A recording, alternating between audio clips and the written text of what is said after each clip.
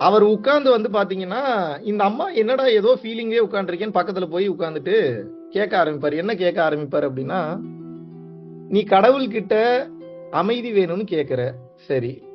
நீ அமைதி வேணும்னு கேட்டா உனக்கு கடவுள் அமைதியை கொடுப்பாரா? இல்ல கஷ்டமான சூழ்நிலையை கொடுத்து அமைதியா இருக்கிறது எப்படின்னு கத்துக்கிற அந்த திறமையும் அந்த சுச்சுவேஷனையும் கொடுப்பாரா? முதல் கேள்வி. படார்னு ஒரு அடி அடிச்ச மாதிரி இருந்தது அந்த பொண்ணுக்கு. அடுத்த கேள்வி வந்து கேட்கிறாரு. அடுத்த கேள்வி என்ன வந்து கேட்கிறாருன்னா, இப்ப வந்து குடும்பத்துல சந்தோஷம் வேணும்னு நீ நினைக்கிற, ஹாப்பினஸ் வேணும்னு நினைக்கிற. ஓகே, அப்ப இறைவன் வந்து நீ பிரேயர் பண்ண உடனே உனக்கு ஹாப்பினஸையும் சந்தோஷத்தையும் அப்படியே கொடுப்பாரா? இல்ல கஷ்டத்தையும் கவலையும் ஏற்படுத்தி அதுல நீ எப்படி சந்தோஷமா ஹாப்பியா இருக்கிறன்ற சுச்சுவேஷனை கிரியேட் பண்ணுவாரா? ரெண்டாவது கேள்வி. மூன்றாவது கேள்வி, கடவுள் கிட்ட பலம் வேணும்னு கேட்கிற, ஸ்ட்ரென்த் கொடு இறைவான்னு கேட்கிற. கடவுள்கிட்ட என்ன கேட்கிற? ஸ்ட்ரென்த் கொடு இறைவான்னு கேட்கிற. ஸ்ட்ரென்த் கொடு இறைவான் இறைவன் கேட்கும் போது உனக்கு அவர் பலத்தை கொடுப்பாரா? இல்ல உன்னைய போர்க்களத்துல கொண்டு போய் நிப்பாட்டி பலம்னா என்னன்னு கத்துக்கன்னு சொல்லி ட்ரெயின் பண்ணுவாரா உங்களை?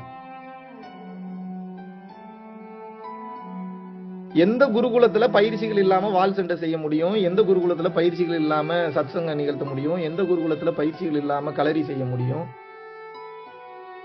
களரியே செய்ய முடியாதுன்றப்ப கிளறியாவது ஏதாவது செய்யணும்ல நம்ம. ஏதாவது ஒரு முயற்சி கிடையாது. அப்ப என்ன அப்படின்னா, நீங்கள் நினைத்து பாருங்கள், இந்த மனம் ஒரு கட்டத்துல ஆரம்பிக்குது, எதிர்பார்ப்புல போது, வாழ்க்கைய ஒரு கட்டத்துல முடிஞ்சிருது. இப்பதான் அந்த பொண்ணுக்கு புரியுது. அந்த 3 கேள்வி கேட்டு முடிச்சோன்னா அந்த பொண்ணு அப்படின்னு பார்க்கும். அங்க நம்ம தெரிஞ்சுக்கணும் அந்த பொண்ணுக்கு ஓபன் ஆயிடுச்சுன்னு. எது ஓபன் ஆயிடுச்சு? ஓபன் ஆக வேண்டியது ஓபன் ஆயிடுச்சு. அவ்வளவுதான். அதான் ஸ்பார்க். அந்த ஸ்பார்க் வந்துருச்சுன்னா அப்புறம் எரிய ஆரம்பிச்சிடும். அப்படி பார்க்கும் அவர், ஓகேமா எனக்கு வேலை இருக்கு, இன்னும் நிறைய பேருக்கு நான் சர்வ் பண்ண வேண்டிய இருக்கு, பாய் டேக் கேர்னு கிளம்பிடுவார். அவ்வளவுதான், வேலை முடிஞ்சு. இறைவனை நீங்க எங்க எதிர்பார்த்துக்கிட்டு இருக்கீங்க? நீங்க இறைவன் எங்க இருக்கிறாருன்னு நினைக்கிறீங்க? நீங்க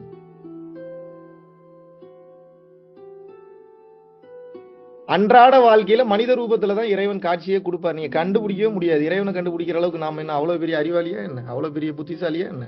கூடவே இருப்பார், கண்டுபிடிக்க முடியாது. கூடவே இருப்பார், கண்டுபிடிக்க முடியாது. பிச்சை வாங்குற மாதிரி வருவார், கண்டுபிடிக்க முடியாது. ஹெல்ப் பண்ற மாதிரி வருவார், கண்டுபிடிக்க முடியாது.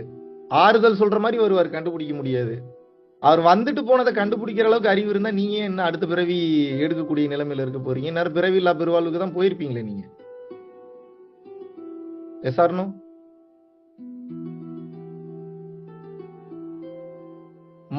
மனிதனை வந்து தேடக்கூடிய மனிதா, இறைவனை தேடுகிறாயே. முதல்ல மனுஷனை கண்டுபிடிச்சியா, அப்புறம் இறைவனை கண்டுபிடிக்கலாம். முதலில் நாம் யாரை கண்டுபிடிக்கணும்? மனுஷனை தானே கண்டுபிடிக்கணும். அப்புறம் தானே இறைவன் யாருன்றதை பார்க்க முடியும். மனிதனையே பார்க்காமல் எப்படி இறைவனை பார்ப்பது? மனித நேயத்துக்குள்ளதான் இறைவன் இருக்காருன்னு நான் சொல்றேன். நீங்க என்ன சொல்றீங்க? இறைவன் உருவத்தில் இல்லை, இறைவன் கான்சியஸ்னஸா இருக்கிறார். கான்சியஸ்னஸ்னா என்ன? இறைவன் உணர்வு நிலையில் இருக்கிறார். இறைவன் பொருள் அல்ல, இறைவன் ஒரு உணர்வு. அப்படின்னா என்ன? உங்களுக்குள்ள இருக்கக்கூடிய இறைவன் வெளியே வரணும்னா அந்த உணர்வை நீங்க ரேடியேட் பண்ணணும், வைப்ரேட் பண்ணணும். எப்படிங்க ரேடியேட் பண்ணி எப்படிங்க வைப்ரேட் பண்றது? அன்பை பேசுங்க, அன்பை பகிருங்க, தர்ம சிந்தனையிலேயே இருங்க. தன்னை அழிச்சுக்கிறதுக்கு சாக்ரிஃபைஸ்க்கு மென்டாலிட்டியை மைண்ட் செட்டை வளர்த்துக்கிட்டே இருங்க. உங்க உடம்புல இருந்து வெளியேறக்கூடிய கதிர்வீச்சு, அந்த ஃப்ரீக்வன்சி, அந்த ரேடியேஷன் அன்பின் அதிர்வலைகளாக வெளிப்படும். நீங்கள் இறைவனாக மாறிவிட்டீர்கள். இறைவனா மாறுறதுன்னா மெடிடேஷன் பண்றது இல்ல, அன்பை வந்து ஸ்ப்ரெட் பண்றது. அது என்னங்க ஸ்ப்ரெட் பண்றது? அன்பாருங்க, அன்பாருங்க அப்படி ஒவ்வொருத்தட்டு போய் சொல்றதா, சத்சங்கம் எடுக்கிறதா? ஒரு சின்ன இன்னைக்கு காலையில நடந்த ஒரு இன்சிடென்ட் சொல்றேன். அன்பை ஸ்ப்ரெட் பண்றதுன்னு என்னன்னு சொல்றேன். இப்ப ரெண்டு டொனாலிட்டியில இப்ப நான் சொல்லி காட்டுவேன் உங்களுக்கு, அப்பதான் புரியும். ரியல் லைஃப் இன்சிடென்ட்டோட கனெக்ட் பண்ணாதான் உங்களுக்கு ஞானம் புரியும். காலையில மதுரையில ஃபிளைட் ஏறுறேன், 7:45 ஃபிளைட். உள்ள ஏர்போர்ட்லாம் செக்இன் பண்ணிட்டு அப்புறம் உள்ள போய் போர்டிங் கேட் வெயிட் பண்ணிட்டு ஞான சம்பந்தம் ஐயா வந்திருந்தாரு. ஞான சம்பந்தம் தெரியும்ல, மிக சிறந்த பேச்சாளர், நல்ல நடிகரும் கூட. ஐயா காலில் விழுந்து ஆசீர்வாதம் வாங்கிட்டு, நான் மாபெரும் சரஸ்வதி நாக்குல குடியிருக்கா, சாதாரண மேட்டரே கிடையாது. நாங்க அசத்த போதியார்ல நகைச்சுவை பண்ண காலங்கள்ல எல்லாம் வந்து பாத்தீங்கன்னா ஐயாவினுடைய ஜோக்ஸை, நிறைய ஜோக்ஸை வந்து அவர்கிட்டயே சொல்லிட்டு எடுத்து நாங்க யூஸ் பண்ணியிருக்கோம். ஒரு சில ஜோக்ஸை சொல்லாமே எடுத்து யூஸ் பண்ணியிருக்கோம். ஏன்னா எப்படி இருந்தாலும் ஒரு வகையில நகைச்சுவைக்கு எனக்கு ஒரு மாபெரும் குரு அப்படின்னா ஞான சம்பந்தம் ஐயா தான்.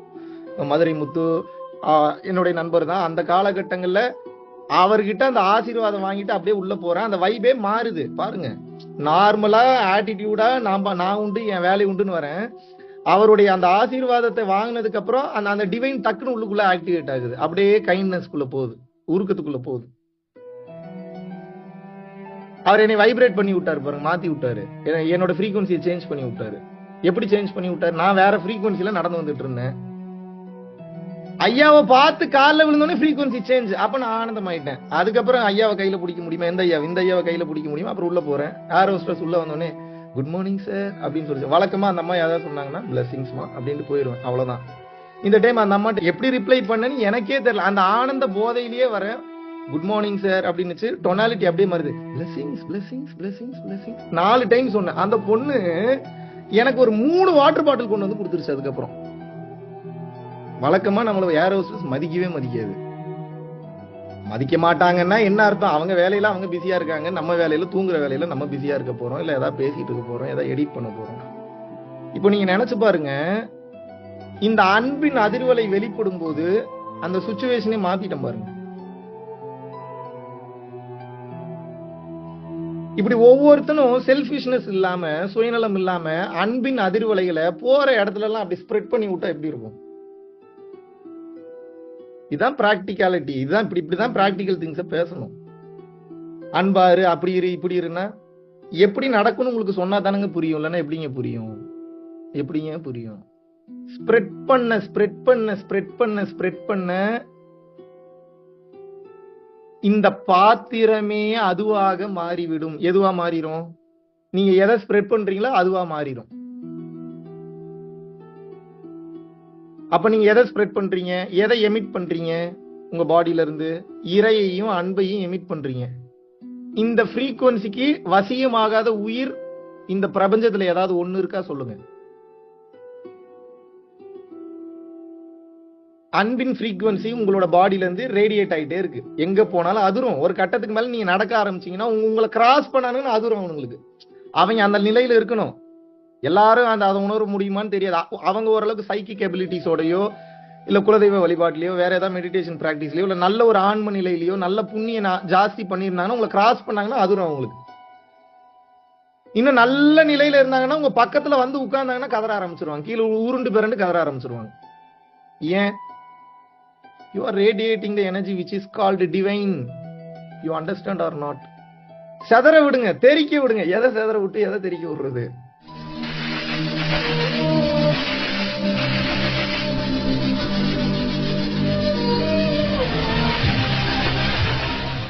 வைப்ரேஷனையும் ரேடியேஷனையும் செதற விடுங்க, வைப்ரேஷனையும் ரேடியேஷனையும் தெரிக்க விடுங்க. இந்த அன்பின் ஃப்ரீக்வன்சி மட்டும்தான் உலகில் உள்ள அனைத்து பொருட்களையும் தன்வயப்படுத்தும். மிருகங்கள் கட்டுப்படும், அட்டமாசித்து கைகூடும், இயற்கை சொல்றத கேட்கும். மழை வா அப்படின்னா வரும். இயற்கைக்கு தெரியும் நீங்க நல்லவன்னு. இவன் ஏதோ நல்ல விஷயத்துக்கு தான் கூப்பிடுறான், இவனுக்கு உதவாம வேற எவனுக்கு போய் உதவ போறோம்? பூரா அயோக்கிய பசங்களா திரியிறாங்க. சரி இவனுக்காக வராம நம்ம வேற யாருக்கா வரப்போறோம்னு சொல்லி பஞ்சபூதங்களும் நீங்கள் சொல்வதை கேட்கும். ஆனா ஃப்ரீக்வன்சி அன்புல இருக்கணும். எவனாவது குழப்பி விடுறதுக்கு வருவான். இதான் டைவர்ஷன்ஸ், இதான் டெவில், இதான் சைத்தானுடைய வேலை. எவனாவது நெகட்டிவ் வைப் பீப்புள், ஏதாவது குடும்ப பிரச்சனை, அந்த பிரச்சனை, இந்த பிரச்சனை உங்களை வந்து மாத்தி விடுவான். டக்குன்னு ஃப்ரீக்வன்சி சேஞ்ச் ஆகும். வந்து அந்த கிராஸ் பண்ணோடனே ஃப்ரீக்வன்சி உங்களுக்கு ஃபீல் ஆகும். ஆயிருக்கா இல்லையா? ஒரு சில பேர் கிராஸ் பண்ணா ஃபீல் ஆகும் உங்களுக்கு. நல்லா போய்கிட்டு இருந்தது, ஒரே போன் கால் தான் பேசினேன், போச்சு, மொத்த சார்ஜும் போய் அவுட் ஆகி உட்கார்ந்துருக்கேன். எஸ்ஆர்னோ? தேவையில்லாத ஆளுங்களோட முதல்ல போன் பேசாதீங்க. நெகட்டிவா இருக்கிறவன், ஓவர் பற்றுல இருக்கிறவன், ஃப்ரீடத்துல கை வைக்கிறவன் எல்லாம் பேசவே கூடாது. ஏன் பேசக்கூடாதுன்னா அவனை பத்தி நினைக்க அவனுடைய கர்மாலாம் உங்களுக்கு டிரான்ஸ்ஃபர் ஆகும். மைண்ட்ல வச்சுக்கோங்க. அவனை பத்தி நினைச்சாலே டிரான்ஸ்ஃபர் ஆகும். ஆமா, அவனை பத்தி நினைக்கும் போது அவனுடைய உணர்வுக்குள்ள பூர்றீங்களே, தேவையில்லாம அவனுடைய கான்சியஸ்னஸ்குள்ள பூர்றீங்களே. அப்ப அவன் கான்சியஸ்னஸ்குள்ள பூரும் போது அந்த பாதிப்பு உங்க கான்சியஸ்னஸ்ல ஏற்படுமா ஏற்படாதா? உங்களுக்கு ஒரு ஃப்ரீக்வன்சி இருக்கு, அவங்களுக்கு ஒரு ஃப்ரீக்வன்சி இருக்கு, ஒவ்வொருத்தருக்கும் ஒவ்வொரு ஃப்ரீக்வன்சி இருக்கு. நீங்க எதுக்கு தேவையில்லாம இன்னொரு ஃப்ரீக்வன்சில போய் நுழைறீங்க? நீங்க அவ்வளவு பெரிய மகானா?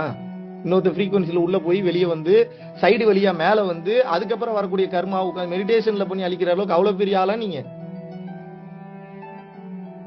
வேதாத்ரி மகரிஷி ஐயா வாழ்க வளமுடன் பயிற்சியில ரொம்ப கிளியரா ஒரு வார்த்தையை சொல்லுவார். நீங்க உட்கார்ந்த இடத்த விட்டு இன்னொருத்த வந்து உட்கார்ந்தாவே அந்த இடத்துல அவனுடைய வைப்ரேஷன் உங்களை தாக்குங்கிறார்.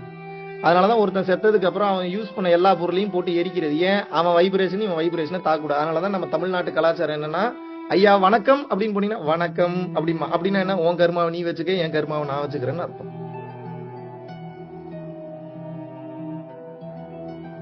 என்னங்க அப்ப தொடக்கூடாதா? தொட்டால் தொடரும்.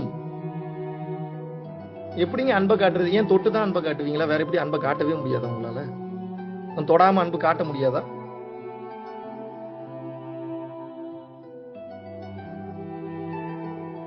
அன்பு எப்படி வேண்டுமானாலும் காட்டலாமே. The real love is based on the freedom that you are giving to your partner.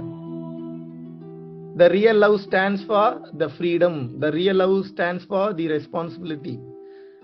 The real love stands for the honesty. The honesty means the honesty with the God, not with the people. Honesty means it's not with the people means in which way? நான் எந்த மீன்ல எங்க எப்படிங்க நான் வந்து எப்படி நான் மனிதன் கிட்ட நான் எப்படி நியாயமா நான் நடந்துக்க முடியும்? ஒரு சில விஷயத்துல நீங்க ஒரு சில மனிதருக்கு நியாயமால நடந்துக்க முடியாது. எப்படி நடந்துப்பீங்க? சில கணக்கு வழக்கு டேலி ஆகலைன்னா சில கணக்கு வழக்கு டேலி ஆகிற மாதிரி கணக்கு வழக்கு போட வேண்டியதா தான் இருக்கு. ஏன்னா அந்த அளவுக்கு கால்குலேஷனை அவ்வளவு பர்ஃபெக்டா நீங்க ஜீரோ பண்ணி நில் பண்ற என்னங்க? என்னை பார்த்தா எப்படி தெரியுது உங்களுக்கு? அப்போ உலகமே ட்ரையல் அண்ட் எரர்ல தான் ஓடிக்கிட்டு இருக்கு. நான் ரொம்ப பிராங்கா பேசுறேன். பல பேர் அதெல்லாம் பேச மாட்டாங்க. புரிஞ்சுக்குங்க. அட்ஜஸ்ட்மெண்ட்ஸ் தான் வாழ்க்கை. எது வாழ்க்கை? இறைவன் கொடுக்கறத வச்சு அட்ஜஸ்ட் பண்ணி வாழ்ந்தீங்கன்னா வாழ்க்கை சிறப்பா இருக்கும். அதுக்கப்புறம் நீங்க கேட்கறதெல்லாம் கொடுப்பாரு. கொடுத்ததுக்கே நன்றி உணர்வு இல்லாம எனக்கு இன்னும் வேணும் இன்னும் வேணும்னீங்கன்னா இருக்கிறதையும் பிடிங்கி விட்டுருவாரு. எப்படி வசதி? இறைவன் வந்து நம்ம கிட்ட என்ன தெரியுமா எதிர்பார்க்கிறாரு? உங்ககிட்ட எதிர்பார்க்கக்கூடிய விஷயம் இறைவன் ஒன்றே ஒன்றுதான். என்னன்னு தெரியுமா உங்களுக்கு? இன்னொரு மனுஷனை மதிடாங்கிறாரு. அவ்வளவுதான் ஞானம். நீங்க மதிச்சீங்கன்னா தாங்க முதல்ல ஸ்டெபிலிட்டி வரும். அப்பதாங்க வார்த்தையில தெளிவே வரும். உங்களுக்கு ஞானம் வரணும்னா அதுக்கு அர்த்தம் என்ன அப்படின்னா அறிவு விளங்கணும்னு அர்த்தம். அறிவு எப்ப விளங்கும்னா நிதானம் இருந்தால்தான் அறிவு விளங்கும். நிதானம் எப்ப வரும்? சக மனுஷனை மதிச்சீங்கன்னா தான் நிதானம் வரும். இல்லாட்டினா ஈகோ தான் ஜாஸ்தி வரும். இங்க ஈகோல நான் தான் பெரிய ஆள்னு பேசுனீங்கன்னா வார்த்தைகளில் தெளிவு இருக்காது. பதறிடுவீங்க. ஸ்டெபிலிட்டி இல்லாம பதறிடுவீங்க. கட கட கட கட கட நடுங்க ஆரம்பிச்சிடும். ஒருத்தனை புருஷனவோ பொண்டாட்டியோ வச்சு செய்யணும்னு முடிவு பண்ணிட்டீங்க. ஃப்ரெண்டு செஞ்ச தப்புக்கு ஃப்ரெண்டை வச்சு செய்யணும்னு முடிவு பண்ணிட்டீங்க. யாரையாவது வச்சு செய்யணும்னு முடிவு, அதை பொதுவா வச்சு செய்யறது நம்ம கேரக்டர் இல்லைன்னு வச்சுப்போம். நம்ம உண்டு நம்ம வேலை உண்டுன்னு இருக்கும். ஒருவன் உன்னை கல்லை கொண்டு எறிந்தால் நீ பூவை கொண்டு எறி. மறுபடியும் கல்லை கொண்டு எறிந்தால் மறுபடியும் பூவை கொண்டு எறி. மறுபடியும் கல்லை கொண்டு எறிந்தால் நான் என்ன சொல்றேன்? பூ தொட்டியை கொண்டு எறி சாவட்டும்ன்றேன். அப்ப என்ன பண்ணணும்? வச்சு செஞ்சு புரிய வைக்கணும். அப்ப என்ன செய்யணும்? வச்சு செய்யணும் முடிவு பண்ணியாச்சுன்னா வச்சு செய்யணும். எப்போ வரைக்கும் செய்யணும்? விடிய விடிய வச்சு செய்யணும். விடிய விடிய வச்சு செய்யறதுக்கு எவ்வளவு ஸ்டெபிலிட்டி வேணும், எவ்வளவு கெப்பாசிட்டி வேணும், எவ்வளவு நியாயமான பார்வை வேணும், எவ்வளவு ஞானம் வேணும். நீங்க கேட்கிற ஒரு கேள்வி கூட அங்க இருந்து பதில் வரக்கூடாது. நீ அப்படிதான் லாக் பண்ணணும். ஒருத்தங்களை லாக் பண்றது திருத்தணும்னா முடியுமா? அவளை கேட்க முடியுமா உங்களால? முதல்ல அவளை ஞானம் இருந்தா தானே கேள்வியே கேட்பீங்க. முதல்ல நம்ம பண்ற தப்ப நம்ம உணர்ந்தாதாங்க அதே தப்ப அவன் தான் பண்றான்றத புரிஞ்சுக்க முடியாதாங்க ஞானம். தன்னை அறிந்தவன் உலகை அறிந்து விடுவான்னு எப்படி சொல்றாங்க? தன்னை மட்டும் பாரு. முதல்ல ஃபுல்லா புரிஞ்சுப்ப, அப்சர்வ் பண்ணி தெரிஞ்சுப்ப. ஒரு கட்டத்திற்கு மேல் உனக்கு புரிந்து விடும். இப்படி எப்படி செயல்படுதோ அப்படித்தான் எல்லாத்துக்கும் செயல்படுதுன்னு தெரிஞ்சிடும். ஈஸி. நீங்க ஒவ்வொருத்தனையும் அனலைஸ் பண்ணீங்கன்னா உலகத்துல இருக்கக்கூடிய 300 கோடி பேர் நபர்களுக்கு மேல நீங்க எத்தனை பேரை போய் அனலைஸ் பண்ணிட்டு இருப்பீங்க? நீங்க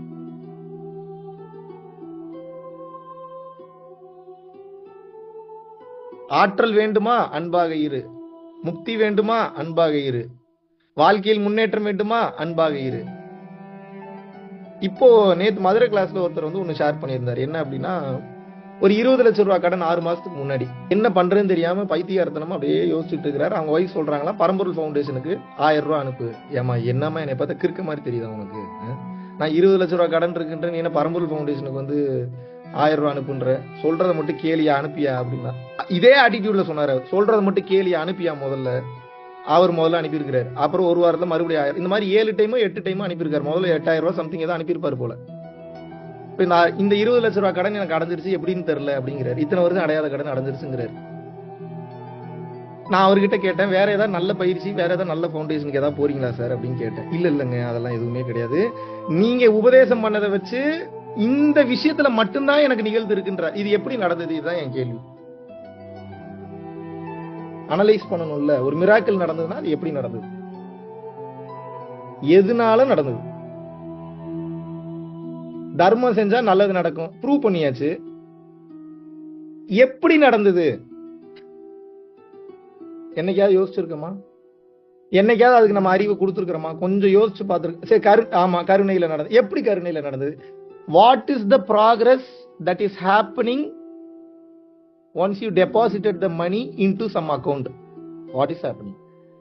அப்ப அடுத்த கேள்வி ஒண்ணு இருக்கு. இது பரம்பொருள் ஃபவுண்டேஷன் அக்கௌண்ட்டுக்கு மட்டும் தான் அனுப்புனா தான் இப்படி நடக்குமா, இல்ல வேற யாருக்காவது இப்படி அனுப்புனாலும் நடக்குமா? அடுத்த ரெண்டாவது கேள்வி. இது ரெண்டுத்துக்கு என்ன பதில் வச்சிருக்கீங்க? அம்மா சத்தியமா சொல்றேன், இப்ப நீங்க இப்ப மகாவிஷ்ணு பவர்ல ஏதோ நடந்திருக்கும்பீங்க. இப்ப இதுக்கு ரொம்ப கிளியரா விளக்கம் கொடுக்கணும்னு நினைக்கிறேன், கவனிக்கணும்.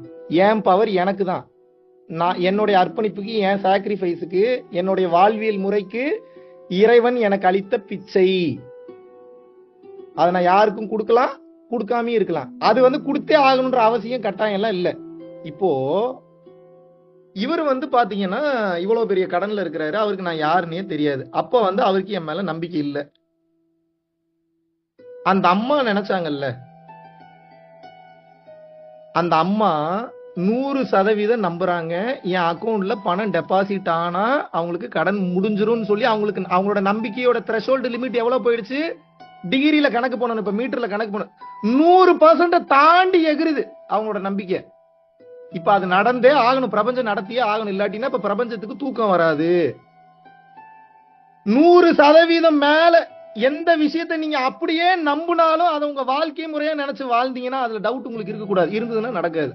அந்த த்ரெஷோல்ட் லிமிட் எப்ப கிராஸ் பண்றீங்களோ, என் அக்கௌண்ட்ல இல்ல, நீங்க தூக்கி ரோட்ல போட்டு இல்ல சாக்கடையில வீசினீங்கனாலும் நடந்துரும். என்ன நினைச்சோ, யார நினைச்சோ, காக்காவை நினைச்சோ, குருவியை நினைச்சோ நினைச்சு ஒரு 1000 ரூபாயோ ஒரு 10,000 ரூபாய் தூக்கி சாக்கடையில வீசுறீங்க. கர்மா இதோட போகுது, இனிமேல் எனக்கு நல்லதான் வரப்போகுது 100% நம்பிட்டீங்கன்னா நடந்துருங்க. உங்களுக்கு இதுக்கு மேல என்னத்தங்க சொல்றது? அப்ப மகாவிஷ்ணு பவர் எதுக்கு தான் பயன்படும்? அது எதுக்கோ பயன்படுது. இப்ப எதுக்கு உங்களுக்கு அது? உங்களோட பவரை இப்ப வெளியே கொண்டு வர்றதுக்கு இப்ப நான் உங்களுக்கு ரூட் சொல்லி கொடுத்துட்டேனா இல்லையா? பவர்ன்றது என்னங்க? பவர்னா என்ன? எனர்ஜின்னு அர்த்தம். ஏன் இப்ப உங்களுக்குள்ள பவரே இல்லையா? உங்களுக்குள்ள இப்ப எனர்ஜியே இல்லையா? எனர்ஜி இல்லாம தான் இப்ப உட்காந்து டிவி பார்த்துட்டு இருக்கீங்க, எனர்ஜி இல்லாம தான் உட்காந்து இப்போ கார் ஓட்டிட்டு இருக்கீங்க, இப்ப எனர்ஜி இல்லாம தான் உட்காந்து நீங்க இப்ப சத்சங்கம் கேட்டுட்டு இருக்கீங்க. அப்படித்தானே? உங்களுக்கு கொஞ்சோண்டு எனர்ஜி இருக்கு, நான் கொஞ்சம் அதிகமாக்கிட்டேன், அவ்வளவுதான் மேட்ரு, வேற ஒண்ணும் இல்ல. அதனால என்னுடைய காது, என்னுடைய கண், என்னுடைய செல்கள், என்னுடைய ஆட்டம்ஸ், என்னுடைய ஒவ்வொரு ஆர்கன்ஸும் அதனுடைய ஃபுல்லஸ்ட் பொட்டன்ஷியல்ல செயல்பட ஆரம்பிச்சிருச்சு. புரியுதா? இதுக்கு பேர் தான் டிரான்ஸ்ஃபர்மேஷன். இதை நீங்க அளவுகோல் வரைமுறைகள் எல்லாம் கொண்டு வர முடியாது. எங்க அம்மாக்கு கேன்சர் கட்டின்றாங்க. எப்போ 2.5 வருஷம் இருக்கும்னு நினைக்கிறேன், 2 வருஷம் 3 கேன்சர் கட்டின்றாங்க. கம்பல்சரி கேன்சர், ஏன்னா 16 சென்டிமீட்டர் வளர்ந்துருக்கு வயிற்றுல. வாய்ப்பே இல்லைன்றாங்க. நான் ஒன்றும் பண்ணல, நான் பாட்டு என் வேலையை பார்த்துக்கிட்டே இருக்கேன், அவ்வளவுதான். நான் சத்தியமா நான் ஹீலிங்லாம் பண்ணல. ஹீலிங் தெரியும், நான் பண்ணல. நான் ஏன் பண்ணணும்? இப்போ உங்களுக்கு ஒரு கேள்வி வரலாம், ஏன்டா அம்மாவுக்கு கேன்சர் வந்திருக்கு, என்னடா ஹீலிங் பண்ண மாட்டேன்ற? உங்களுக்கு அடுத்த கேள்வி, இதுக்கு ஏன் நான் பண்ணணும்? அதான் என் திமிரு. எத்தனை பேருக்கு எத்தனை டைம் சர்வீஸ் பண்றதுக்கு இறைவனுக்கு ஆப்பர்ச்சுனிட்டி ஏற்படுத்தி கொடுத்துருக்கிறாரு. இறை சிந்தனையிலேயே கிடக்கிறேன், இதுக்கு நான் வேற இறங்கி வேலை செய்யணுமா? எங்க அப்பா காஞ்சி விஸ்வநாத சாமி பார்த்து பாருன்ட்டு நான் பாட்டுக்கு பிஸி ஆயிட்டேன், அவ்வளவுதான். அப்புறம் ஊரா போறேன் வர. எங்க அம்மாவுக்கு ஒரே டவுட், என்னடா கொஞ்சம் கூட ஒரு ரியாக்ஷனே கொடுக்க மாட்டீங்க, கேன்சர் கட்டி வந்திருக்குன்ற மாதிரியே வீட்டுல யாருமே நடந்துக்க மாட்டான். அவன் வேலையில அவன் பிஸியா இருப்பான், அம்மாவுக்கு டேக் கேர் பண்ணிப்போம், சாப்பாடு போடுறாங்க. அவங்களுக்கு ஒரே குழப்பம். கரெக்டா போய் டாக்டர் போய் பல நாள் கழிச்சு அப்ப ஆபரேஷன் பண்ணி வெளியே எடுக்கலான்னு பார்த்தா ஒரு செல் கூட கேன்சர் செல் இல்லை, எங்களுக்கு பெரிய மிராக்கிளா இருக்குன்றாங்க. பயாப்சி ரிப்போர்ட் மிரண்டு போயிடுச்சு. பார்த்தவங்க பூரா ஷாக். அந்த டாக்டர் இது வரைக்கும் ஒரு 1000-2000 ஆபரேஷன் மேல ஏதோ பண்ணியிருக்காரு போல. இருக்கிறதுலே ஒரு தனியார் ஹாஸ்பிட்டலோட மிகப்பெரிய சீஃப் டாக்டர் பார்த்தா அவர் ஷாக் ஆயிட்டாரு. மெடிக்கல் மிராக்கிள்ங்கிறார். அதுக்கு பேரு தான் இறை வைத்தியம். இறை வைத்தியம் பார்த்துச்சுன்னா அப்படித்தான் பார்க்கும். இப்போ நம்ம லண்டன்ல பாத்தீங்கன்னா ஒரு ஃபேமிலி ஒருத்தங்க வந்திருந்தாங்க லண்டன்ல இருந்து. அந்த ஃபேமிலி அந்த லேடியோட பொண்ணுக்கு பாத்தீங்கன்னா சின்ன வயசுல இருந்தே ஒரு 16-17 வருஷமோ சம்திங், ஆனா குறைஞ்சது ஒரு 15 வருஷத்துக்கு மேலதான் சொரியாசிஸ், உடம்பு ஃபுல்லா சொரியாசிஸ். எந்த ட்ரீட்மெண்ட் பார்த்து சரியாகல. லண்டன்ல பார்க்காத இடம் கிடையாது, எங்கெங்கயோ போய் பார்த்துட்டாங்க, என்னென்னமோ சரியாகல. அப்ப அந்த லேடி அவரோட ஹஸ்பண்ட் அனுப்புறாங்க. இங்கதான் ஹோட்டல்ல தான் அவர் என்ன பண்றாருன்னா மருந்து ஒண்ணு கொடுக்குறோம் சொரியாசிஸ்க்கு, ரெகுலரா கொடுக்கக்கூடிய மருந்து. அப்புறம் அந்த மருந்து கொடுக்குறோம். கொடுத்தோடனே அப்புறம் அவங்க போயிட்டாங்க. போனதுக்கு அப்புறம் ஒரு 1.5 மாசமோ 2 மாசமோ கழிச்சு வாய்ஸ் நோட் ஏதோ ஆஃபீஸ் போட்டிருந்தாங்க. அப்புறம் எனக்கு ஃபார்வர்ட் பண்ணியிருந்தாங்க. என்னன்னா அந்த அம்மா அழுதுகிட்டே போட்டிருந்தாங்க வாய்ஸ் நோட். என் வாழ்க்கையில நீ தான்ப்பா கடவுள், அப்புறம் சோன் அதெல்லாம். அது மெயின் கண்டென்ட் என்ன அப்படின்னா, இப்ப நான் கடவுளா இல்லையான்றது முக்கியம் இல்லை, அங்க என்ன நடந்தது. இப்படிதான் மெய்ப்பொருளா ஆராய்ச்சி பண்ணணும். அப்பதான் ஞானம் விளங்கலைன்னா விளங்காது. அவங்க என்ன சொல்றாங்கன்னா, என் பொண்ணு அந்த மருந்து சாப்பிடணும்னு சொல்லி உங்க கையால வாங்கிட்டு வந்து சாப்பிட ஆரம்பிச்சா 4 நாள் தான் சாப்பிட்டா. ஆனா அந்த மருந்தை குறைஞ்சது 6 மாசமாவது சாப்பிடணும். அந்த மருந்து அந்த பொண்ணு 4 நாள் தான் சாப்பிட்டு தூக்கி வீசிட்டா. நம்பிக்கையே இல்லை அவளுக்கு. இப்ப அந்த பொண்ணுக்கு நம்பிக்கை இல்லை. வந்து வாங்கிட்டு போனவருக்கு என் மேல நம்பிக்கை இல்லை. எப்படி உங்களுக்கு தெரியும்னு கேக்குறீங்களா? நமக்கு தெரியாதா? வந்து முன்னாடி உட்கார்ந்தாங்கன்னா நம்ம மேல நம்பிக்கையோட உட்கார்றாங்களா, நம்பிக்கை இல்லாம உட்கார்றாங்களா? அது தெரியும். Because the spiritual people who have high spiritual intelligence, they don't read the words. They always read the sense, vibration, body language, mentality, eye to eye contact, your wavelength, your body movements and everything. They don't say much but they notice everything. புரியுதா உங்களுக்கு நான் சொல்றது? அப்போ அந்த sense of negativity வந்து supreme லெவல்ல இருக்குன்றாங்க. Sense of negativity சுப்ரீம்னா என்ன? தப்பானது ஒண்ணு முன்னாடி வருதுன்னா பட்டுன்னு அடிக்குது தப்புன்னு, நேரா உங்க சித்தத்துல போய் அடிக்கும். அப்ப என்ன அப்படின்னா, முதலில் அவருக்கு நம்பிக்கை இல்லை, அதுக்கப்புறம் அவருக்கு அந்த நம்பிக்கை வர ஆரம்பிக்கிறது. எப்படி வருதுன்னா, அந்த பொண்ணு 4 நாள் தான் மருந்து சாப்பிட்டுச்சு. ஆனா அந்த உடம்புல இருந்த ஒரு டாட் கூட இல்ல. 15 வருஷமா இருந்தது, ஒரு டாட் கூட கிடையாது. Total psoriasis cured. How it was happened? நான் என்ன ஜீசஸா? மேல இருந்து பரலோகத்துல இருந்து இறங்கி வந்த உடனே நம்ம கேன்சரோட படுத்திருந்த ஒரு அம்மா வந்து அவரோட அங்கியை தான் தொடுறாங்க. அங்கியை தொட்ட உடனே கேன்சர் கியூர் ஆகுது. நம்ம என்ன ஜீசஸா? இது எப்படி நடக்குது? அந்த பொண்ணும் நம்பல, அவரும் நம்பல. அந்த லேடி என்ன 100% மேல நம்பி ட்ரிகர் அடிச்சிருக்கு. இப்ப உங்களுக்கு பிரச்சனை என்னன்னா, நம்புனா நடந்துரும். எதை பார்த்து நம்புறதுன்னு தெரிய மாட்டேங்குது. நம்பிக்கையா எவனும் இல்ல. இப்ப உங்களுக்கு பிரச்சனை அதுதான். நம்பிக்கை நீங்களே இல்ல, அதனால உங்க மேல உங்களுக்கு நம்பிக்கை வர மாட்டேங்குது. இது நடக்கும் அப்படின்னு நம்புங்க. அடுத்த கேள்வி கேட்கும், நீ யோகியமான்னு கேட்கும். இப்ப இதுக்கு பதில் இல்ல. இதுக்கு பதில் இல்லாதனால நடக்க மாட்டேங்குது. இப்ப நான் யோகியம் இல்லைன்றதே எனக்கு தெரிஞ்சு போச்சு. இப்ப எப்படி நான் யோகியம் ஆகுறது? தவறுகளை திருத்திக் கொண்டு பதட்டம் படபடப்பு வரும்போது உங்கள் செயல்களை நியாயப்படுத்த நீங்கள் கற்றுக்கொள்ள வேண்டும். அப்பதான் கான்பிடன்ஸ் வரும். இந்த கான்பிடன்ஸ் எப்ப வருதோ அப்புறம் தான் நம்பிக்கை வரும். இல்ல கிளியரா இருக்கா நான் சொல்றேன்? நம்ம எங்க இருக்கு பாத்தீங்களா? டீப் கோர் கண்டென்ட் எல்லாமே உங்க தைரியத்துல தான் இருக்கு. தயவு செஞ்சு தைரியமா இருங்க. நீங்க தைரியமா இல்லைன்னா உங்க வாழ்க்கையில எதையுமே சமாளிக்க முடியாது. செத்து போங்கன்ற உயிரோடு இருந்து என்னத்தை பண்ண போறீங்க? இவ்வளவு நாள் இருந்து ஒண்ணும் பண்ணல. அந்த தைரியம் வந்தாதான் வாழ முடியும். ஒவ்வொரு சூழ்நிலையிலையும் அந்த தைரியம் வரணும். ஒவ்வொரு சூழ்நிலையிலையும் அந்த தைரியம் வரணும். ஒவ்வொரு சூழ்நிலையும் அந்த தைரியம் வரணும். ஒவ்வொரு சூழ்நிலையும் அந்த தைரியம் வரணும். ஏன் தைரியம் வரணும்னா, தைரியம் வந்தாதான் 10ஆம் வாசல் திறக்கும், இல்லைன்னா திறக்காது. புரிஞ்சுக்குங்க. தைரியம்ன்றது என்னன்னா, பேரு தான் தைரியம். பிசிக்கலி என்ன நடக்குதுன்னு தெரிஞ்சுக்கங்க. காற்றினுடைய அழுத்தமான விசை, அதுக்கு பேரு தைரியம். இதான் ஞான விளக்கம். தைரியம்னா என்ன? உங்கள் உடம்பில் இருக்கக்கூடிய தசவாயுக்களில் ஏற்படக்கூடிய மாற்றத்தினால் ஒரு காற்றில் ஒரு அழுத்தம் ஒண்ணு ஏற்படும். அது தைரியமா இருந்தீங்கன்னா தான் அந்த அழுத்தம் ஏற்படும். அந்த அழுத்தம் என்ன ஆகும்னா, போய் உங்க 10ஆம் மாசத்துல ஹிட் பண்ணும். அது ஹிட் பண்ண என்ன ஆகும்னா, உங்களது விசுத்தி சக்கரா வந்து ஸ்ட்ராங்கா ஆக்டிவேட் ஆக ஆரம்பிக்கும். எவனுக்கு விசுத்தி ஆக்டிவேட் ஆயிடுச்சோ, தைரியம்னா விசுத்தின்னு அர்த்தம். புரிஞ்சுங்க. தைரியம்னா என்ன? விசுத்தின்னு அர்த்தம். எவனுக்கு தைரியம் வந்துருச்சோ விசுத்தி ஆக்டிவேட் ஆயிருச்சுன்னு அர்த்தம். விசுத்தி ஆக்டிவேட் ஆயிருச்சுன்னா செவ்வாய் பகவான் சப்போர்ட்டுக்கு வந்துருவாரு, சனி பகவான் சப்போர்ட்டுக்கு வந்துருவாரு. இந்த ரேஸ் எல்லாம் கூட சப்போர்ட் பண்ணும்போது பெரிய பெரிய காம்ப்ளெக்ஸான மேட்டர்ஸ் எல்லாம் ஃபிராக்ஷன் ஆஃப் செகண்ட்ஸ்ல உங்களால சால்வ் பண்ண முடியும். அந்த தைரியம் வந்ததுக்கு அப்புறம் தான் அது முடியும், இல்லைன்னா முடியாது. அது எப்ப நடக்கும்னா, அந்த காற்றின் விசை ஒண்ணு நடக்குது இல்லைங்க, அந்த காற்றின் விசை நீங்க அந்த கண்ட்ரோல் பண்ணும்போது அது ஃபயரா மாறுது. அந்த ஃபயருக்குள்ள இருந்து தான் அந்த ஐடியா வெளியே வருது. புரியுதா உங்களுக்கு நான் சொல்றது? இதுதான் பாடி சயின்ஸ். தைரியமா இருக்கும்போது ஒரு காற்றின் அழுத்தம் ஏற்படுது. உங்களுக்கு டயகிராம் இருந்தா வரைஞ்சு காமிச்சிரும் ஒண்ணு, எனக்கு டைம் இல்ல. இப்ப புரிஞ்சுக்கங்க. ஒரு காற்றின் அழுத்தம் ஒண்ணு ஏற்படுது. அந்த காற்றின் அழுத்தம் ஏற்படும் போது ஒரு விசை, ஒரு சுழற்சி ஒண்ணு ஏற்படுது.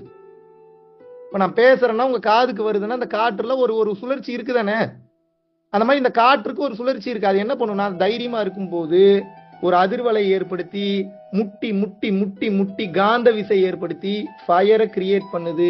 இதனாலதான் அப்பப்போ உங்களுக்கு டாட் டாட்டா தெரியுது பயிற்சி பண்ணும்போது. புரியுதா உங்களுக்கு? பல பேர் கேட்டிருப்பீங்க, என்ன அது தெரியுது, இது நான் எதுவும் பதில் சொல்லியிருக்க மாட்டேன், இனிமேலாவது தெரிஞ்சுக்கோங்க, கொஞ்சம் கொஞ்சமா தெரிஞ்சுக்கங்க, ரொம்ப தெரிஞ்சுக்கலனாலும் ஓரளவுக்காக தெரிஞ்சு. அந்த ஃபயர் வரும்போது அந்த ஃபயருக்குள்ள இருந்து தான் இந்த உலகத்தை ஜெயிப்பதற்கு உண்டான மாபெரும் யோக ரகசியம், சித்த ரகசியம், தொழில் ரகசியம் பிரபஞ்சத்தில் இருந்து அந்த ஃபயருக்குள்ள இருந்து தான் டவுன்லோட் ஆகும். அது டவுன்லோட் எப்படி ஒன்றும் பண்ண வேணாம், ஃபயர் ஆக்கிட்டீங்கன்னா டவுன்லோட் ஆகிடும், அதுவே புரிஞ்சிடும் எல்லாமே. ஒரு டைம் மட்டும்தான் அது கஷ்டப்படணும். அதுக்கப்புறம் ஒன்ஸ் இது டவுன்லோட் ஆக ஆரம்பிச்சிருச்சுன்னா அப்ப ஸ்டாப் ஆகாது.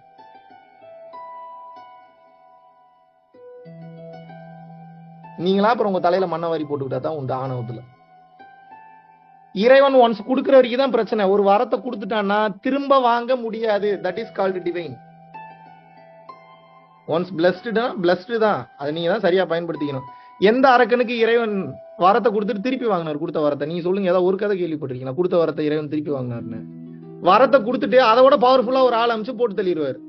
அதுதான் நீதி, அதுதான் தர்மம். அதனாலதான் அவர் அருட்பெருஞ்சோதி.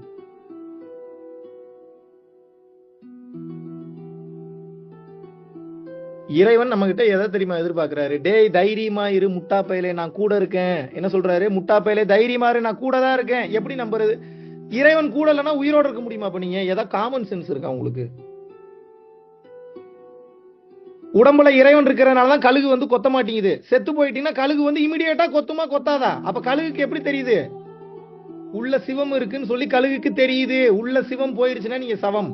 இப்ப சொல்லுங்க, இறைவன் உங்க கூட இருக்காரா இல்லையா? ஒளிஞ்சு நின்று வேடிக்கை பார்த்துட்டு இருக்காரு. என்ன பண்றான், எப்படி ரியாக்ட் பண்றான், என்ன சொன்னா எப்படி ரியாக்ட் பண்றான், ஏத்துப்பானா மாட்டானா, அக்செப்ட் பண்ணிப்பானா மாட்டானா? இதெல்லாம் இறைவனுடைய வேலையே முதல்ல நல்லா என்னன்னு தெரிஞ்சுங்க, குழப்பி விடுறது. இறைவனுடைய வேலை என்ன? நல்லா தெளிவா இருப்பீங்க, வம்புக்கே ஏதாவது பண்ணி குழப்பி விடுவார். ஏன் அப்படின்னா அதை தாண்டி நம்மளை கரெக்டா கண்டுபிடிக்கிறானான்னு பாக்குற. ஒளிஞ்சு விளையாடுறது தானே, திருவிளையாடல் தானே. நான் கண்டுபிடிப்பேன், நான் ஒளிஞ்சுப்பேன், நீ என்னை கண்டுபிடி. ஹைட் அண்ட் சீக் தான். ஓரளவுக்கு ஒரு சீடன் நல்லா தெளிவாகிறான்னு தெரிஞ்சுன்னா மறுபடியும் குழப்பி விட்டுருவாங்க வேற ஏதாவது ரூட்ல. தெளிவா இருக்கணும். எவ்வளவு குழப்பி விட்டாலும் குழம்பவே கூடாது. ரொம்ப கவனமா இருக்கணும். எப்படி குழப்பி விட்டாலும் குழம்ப கூடாது ஒரு கட்டத்துக்கு மேல. அந்த தன்மைக்கு வந்துட்டீங்கன்னா அதுக்கு பேரு தாங்க வாழ்க்கை. இறைவன் பல விஷயங்களை உங்க கண்ணு முன்னாடி கொண்டு வந்து நிறுத்தி பல கேள்விகளை கேட்டு பல உடல்களை பயன்படுத்துவார். இதுக்கு நல்லா புரிஞ்சுக்கணும். இறைவன் எந்த ரூபத்துல இருக்காருன்ற உணர்வு ரூபத்துல இருக்காருங்கிறேன். அப்ப உங்க எல்லாருக்கும் உணர்வு இருக்கா? எல்லா ஜீவராசிகளுக்கும் உணர்வு உண்டு. உண்டா இல்லையா? உணர்வுன்ற ஒண்ணு இல்லைன்னா சமமாயிரும். அப்ப இறைவன் வந்து எதன் மூலியமா ஆக்சஸ் பண்றாரு? உங்களை எதன் மூலியமா இயக்குறாருன்னா உங்கள் உணர்வு, உங்க கான்சியஸ்னஸ் வச்சுதான் இயக்குறாரு. கான்சியஸ்னஸ்னா என்னன்னா அன்புன்னு அர்த்தம். இதான் அன்பே சிவம்னு தமிழ்ல சொன்னாங்க. உங்களுக்கு எல்லாத்தையும் இங்கிலீஷ்ல டிரான்ஸ்லேட் பண்ணாதான் உங்களுக்கு கெத்தா தெரியுது, உங்களுக்கு புரியுது. ஓ கரெக்டா இருக்குன்னு வேற ஏத்துக்கிறீங்க. இதுக்காகலாம் நான் உட்காந்து சைக்காலஜி படிக்க வேண்டியதா இருக்குது. இதுக்காகலாம் உட்காந்து நான் வெஸ்டர்ன் கல்ச்சர்லாம் உட்காந்து படிக்க வேண்டியதா இருக்கு. இல்லாட்டினா என்னை அறிவாளின்னு ஏத்துக்க மாட்டீங்க. என்ன பண்ணி தொலைகிறது? பைபிளும் எடுத்துக்கங்க, திருக்குறான் எடுத்துங்க. அவரவருடைய மதங்களுக்கு அவரவருடைய வேத நூல்கள் என்பது இறைநிலையை அடைவதற்காக அந்தந்த தேவ தூதர்களும் சரி இறை தூதர்களும் சரி அவரவர்களுக்காக வழங்கப்பட்ட ஒன்று. இப்ப நீங்க நாளைக்கு நீங்களே தேவ தூதனா மாறலாம், நீங்களே இறைவனா மாறலாம். நாளைக்கு நீங்களே ஒரு வேதம் ஏன் எழுத முடியாதா? இது நாள் வரைக்கும் எழுதியதுதான் வேதங்களா? வள்ளலார் அப்புறம் ஏன் ஞான சித்தியை பத்தி பேசுறாரு? தொடர்ச்சியாக அன்னதானமும் ஜீவகாருண்யமும் ஒருவன் செய்து கொண்டே வரும்போது காய சித்திக்கு கரிசாலை சொல்றாரு. காரிய சித்திக்கு என்ன? அகவல் பாராயணம். யோக சித்திக்கு வந்து பாத்தீங்க அப்படின்னா என்ன சொல்றாரு? காய சித்திக்கு கரிசாலை, காரிய சித்திக்கு அகவல் பாராயணம், யோக சித்திக்கும் மகாமந்திரம். அருட்பெருஞ்சோதி அருட்பெருஞ்சோதி தனிப்பெருங்கருணை அருட்பெருஞ்சோதி 12 கோடி முறை பண்ணோம்னா யோகம் சித்தியாகும்ங்கிறாரு. சரி, அப்புறம் ஞான சித்தி ஜீவகாருண்யமும் அன்னதானம் மட்டும் ஒருத்தன் பண்ணானா எந்த ஞான விளக்கத்தை படிச்சாலும் ஞானம் தானா புரியுங்கிறார். ஞானத்தை படித்து புரிந்து கொள்ளுதல், பின்பு ஞானங்களை இயற்றுதல், அந்த நிலைக்கு உயர்ந்துருவீங்களாம். ஜீவகாருண்ய அன்னதானத்துக்கு இவ்வளவு மேட்டர் இருக்குங்கிறார். எப்படி நடக்குது? நீங்கள் அறம் செய்தால் உங்களுக்கு எப்படி நல்லது நடக்குது? இதுதான் என் கேள்வி. இவ்வளவு நாள் இறைவன் அந்த கேள்வி கேட்கல. ஒரு மாசத்துக்கு முன்னாடி கேட்டேன், பதில் கொடுத்துட்டாரு. 2 செகண்ட்ல கொடுத்துட்டாரு பதில். எத்தனை செகண்ட்ல கொடுத்தாரு? 2 செகண்ட்ல ஒரு 200 நாளைக்கு பேசுற கண்டென்ட் உள்ள இறக்கிட்டாரு. பாத்துங்க என்ன வேகத்துல. அப்ப அந்த டேட்டா டிரான்ஸ்ஃபர் ப்ளூடூத் எல்லாம் தாண்டி ஏர் டிராப் எல்லாம் தாண்டி வேகத்துல செயல்படுது. இது எத்தனை ஜிபி டேட்டானே தெரிய மாட்டேங்குது. டிரான்சென்டென்டல் வாய்ஸ் மாதிரி துரிய வாக்கு படார் படார் படார் படார் படார் படார் படார்னு இறங்கிட்டே இருக்கு. என்ன நடக்குதுன்னா நீங்க நல்லா புரிஞ்சுக்குங்க. இந்த பூமி இயங்கணும்னா அன்பு தான் ஃபார்முலா, அதான் ஃபியூயல் சோர்ஸ். அதான் உங்களோட உண்மையான அசட் என்னன்னா அன்புதான், பணம் அல்ல. அன்பை அவன் அதிகமா வச்சிருக்கிறானோ அவனுக்கு எல்லாமே கிடைக்கும் இந்த உலகத்துல. அவ்வளவுதான் மேட்ரு. கொஞ்சம் லேட் ஆகும், ஆனா கிடைக்கும். எல்லாமே கிடைச்சிடும்.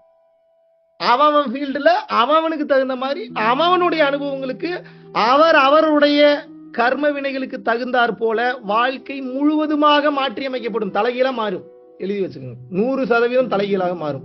ஆனா நீ அன்பை ரேடியேட் பண்ணிக்கிட்டே இருக்கணும். ஒவ்வொரு நாளும் அன்பை ரேடியேட் பண்றது இட்ஸ் அ பிராக்டிஸ்.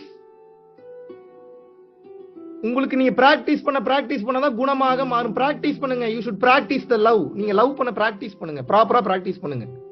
ஃப்ரீடம் கொடுத்து பழகுங்க. ஃப்ரீடம் எடுக்க ட்ரை பண்ணாதீங்க. ஃப்ரீடம் கொடுங்க. அப்பதான் உங்க ஃப்ரீடம் தானா கிடைக்கும். ஃப்ரீடம் எடுக்க முடியாது, கொடுக்கப்படணும். ஃப்ரீடம்ன்ற வார்த்தையும் ஏன் வருதுன்னா, எவனோ ஒருத்தன் தலையிடுறான். அப்ப இதுல தலையிடாத. எதுல தலையிடாத? ஃப்ரீடத்துல தலையிடாத. அதுக்காக அது பேர் வைக்க வேண்டியதா இருக்கு. அப்ப உண்மைத்தன்மை என்ன? ஃப்ரீடம் தான். அது இருக்கு, வேற எதுவுமே இல்ல. அதுல கை வைக்கிறானா தான் பிரச்சனைன்னு அர்த்தம். அப்ப எது பரிபூர்ணமா இருக்கு? ஃப்ரீடம் மட்டும்தான் இருக்கு. Yes or no? உறவுகளுக்கு முதல்ல ஃப்ரீடம் கொடுத்து பழகுங்க. அந்த ரிலேஷன்ஷிப்புக்கு அப்பதான் ஒரு மாபெரும் அழகு இருக்கும். இந்த உண்மையை உணர்ந்து புரிந்து வாழ்பவன் ஞானி. கிளியர்? இன்னும் ஒரு சில தத்துவ விளக்கங்களோட உங்களுக்கு அடுத்த கட்டத்தை இதை நான் புரிய வைக்க போறேன். உங்களுக்கு இப்போ ஏதோ ஒரு விரிப்பு இருந்ததுன்னா, விரிப்பு வந்து வெள்ளை விரிப்பாக இருந்தாலும் சிறப்பு. ஒரு விளக்கு இருந்ததுன்னா பத்த வச்சுக்கோங்க முன்னாடி, ரொம்ப சிறப்பு. அப்படி இல்லாட்டினா நீ இருக்கிற இடத்துல இல்லைனாலும் பூஜை ரூம்ல வந்து ஒரு விளக்கு வந்து பத்த வச்சுக்கோங்க. ஸோ உங்க தாய் தந்தை இருந்தாங்கன்னா ஆசீர்வாதம் வாங்கிக்கங்க. புருவ மத்தியத்திலேயோ நேர்லையோ குருமார்களுக்கு ஒரு நன்றி சொல்லிட்டு சுகமான ஆசனத்தில் அமர்த்துக்கலாம். 2 கைகளையும் சின்முத்திரையை பிடிச்சு வச்சுக்கலாம். கோர்த்து வைக்க வேண்டாம். 2 கைகளையும் சின்முத்திரை பிடிச்சு வச்சுக்கலாம். முதுகு தண்டு நேரா வச்சுக்கலாம்.